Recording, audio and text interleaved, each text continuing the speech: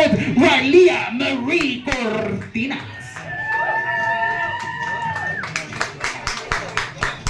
God damn it, wake the fuck up. God damn, there you go, god damn it.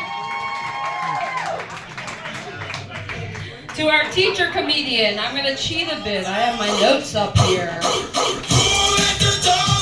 Yeah! That's right, that's right.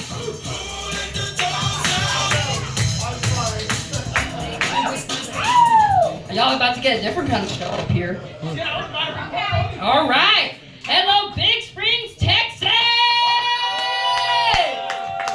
As you just heard, my name is Ralia. It's spelled like in Australia, but I don't care how you pronounce it. Just don't pronounce it the way that my grandmother does.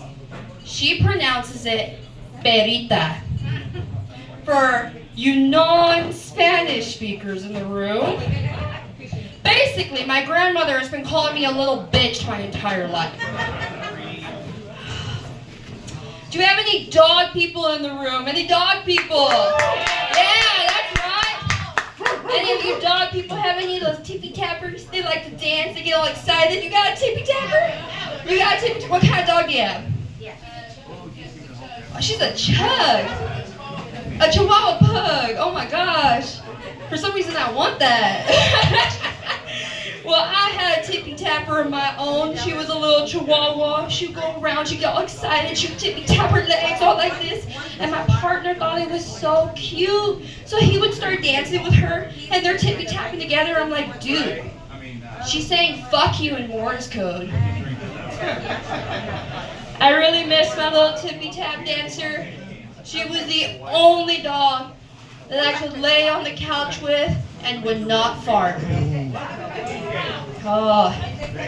She would, whenever I was cooking, she would go into the kitchen and she'd start doing her little tip-tap dance to try to get my attention. But she would only do it to me when I was cooking. I think my grandma told her that I was the little bitch. I have two other dogs. And one of them is special. His greyhound really comes out. It's very prominent. He can run around the room for 10 minutes straight. Well, somebody one day told me that he walks funny.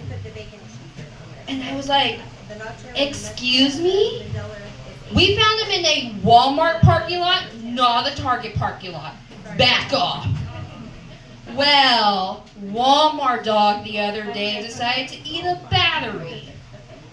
It wasn't until after he shit it out that I realized my dog likes to be on acid.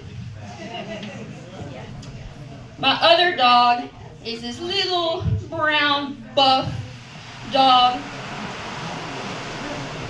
He's very short, so to me, he's my little Mexican. When people ask me what he is, I call him a pish hound. He's a pity dash hound mix. And I always say that I'm going to sell his babies for $10,000. Well, he's neutered, so I guess I'm going to have to sell the car for the mortgage. For context, I do have cats. I just can't judge them because they judge me harder. It's really hard to just randomly stare into the room and then realize there's a cat in the corner like... I can just see her saying it in her head. She's like, why did she adopt me? I work in an animal hospital. Yeah! And I relate to my patients a lot.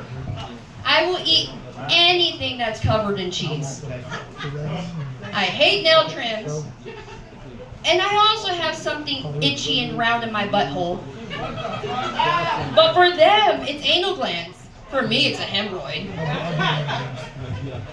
I also relate to heroin addicts.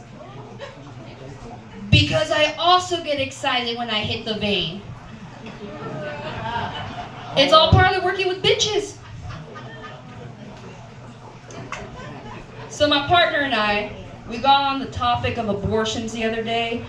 Don't worry, there's no bun in the oven that needs to that needs to write that needs to write her notes in 20 different colors and easily gets distracted by squirrel. New Mexico has two main tourisms: abortions and aliens. What I think that they're doing is they're getting the fetuses, they're painting them green, hot gluing them to a paper plate, putting them on a drum and sending them up into the air. It's just one form of tourism helping the other. Send that shit to the war, not my cousin. I did that joke, and after a show, someone came up to me and they were like, there's 3 forms of New Mexico tourism. And I was like, they said abortions, aliens, and weed. And I was like, well, they're using fetuses and paper plates. How else are they going to sell that they have aliens in New Mexico? They got to get you high to do it. They're just like, oh man, dude, that's my green little brother from another galaxy mother.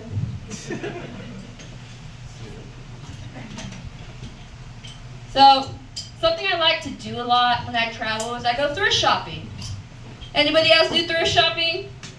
Yeah. Yes, thank you. Thank you. There's this one Goodwill. If you ever go into Lubbock, it's a very known one on 34th Street. It's not like any other Goodwill. First of all, when you walk in the door, you are hit with the smell of mildew and urine. Yes. The next thing you notice is that there are no racks. There are no aisles. There are these wooden 12-feet tubs with random shit in it. Oh my gosh. If you go to the furniture section of this Goodwill, that's where all the dads are. They're sitting on the furniture that they're expecting to take to the checkout when their wives are done shopping. And if you go over there and you want to look at the furniture they're sitting on, they do what dads do best when the priest says, let us pray at church, and they meditate. So I'm shopping in this Goodwill, right? And I'm picking up a shirt, and I'm thinking, I don't know if it's for me. And then before I can even put the shirt down, there's a grandma right next to me snatching it out of my hands. I'm like, what the heck? And that's when I realized, for every item I'm looking at, there's somebody else looking at it too, just waiting for me to put it back down. Now I'm getting nervous. I'm like, oh my gosh, do I want this headless Grinch? Do I want this sock that has no pair to it? It's probably the sock that vanished in the washer.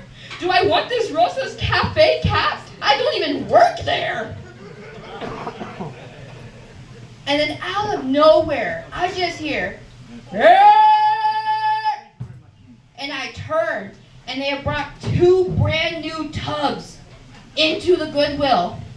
And everybody is flooding. They are flooding to get to this 2 bins. And I'm like, what's in there? What's in there? What's going on? I can't reach the front. Oh, they're all grabbing everything. And I'm all like, oh my gosh. But you know what the whole situation reminded me of? When the farmers are calling the pigs and they're like, come and get it. Here, bigger, bigger, bigger, bigger, bigger, bigger, bigger, bigger, bigger. At some point, they closed off an entire row that they were going to bring in new shit. So they started telling people, row 1 closed, row 1 closed. And there's this one lady, she was trying to get the last things that she could. She started grabbing things crazy. She's like, and the guy's like, ma'am, this row is closed. And she's like, trying to grab whatever she can. Man, it was about, they better pay them $15 an hour. It's about to become Waffle House up in there. As they're bringing out the new aisle, there's 2 rows of people, and they're waiting. They're waiting for someone to blow a horn or anything. And when they did the sound, it was like Black Friday in 2012. Waffle House lady was back in the front trying to get what she could. There was these 2 babies that were facing each other in these shopping carts, and more clothes just kept piling on top of them. I could imagine the two babies were like, "The sun will shine on us again, brother! For Spartan!" And then they just vanish under the clothes. Thank you guys so much for coming out. I do have a couple Haboobie stickers for sale because if you're in West Texas, you're going to experience some Haboobies. If you ever go to Lubbock, I also sell blooper bombs. They're hot cocoa bombs, but like me, they fall apart, but they're really sweet. If you follow me on Facebook, I'll throw in some powdered sugar for free. Thank you, Big Spring! Give it up, keep it going, guys. Hell yeah. All right. Hey, that fucking song goes, "Who let the dogs out?" Well, Mexicans say, "Who let the roaches out?" So yeah, next comic, Logan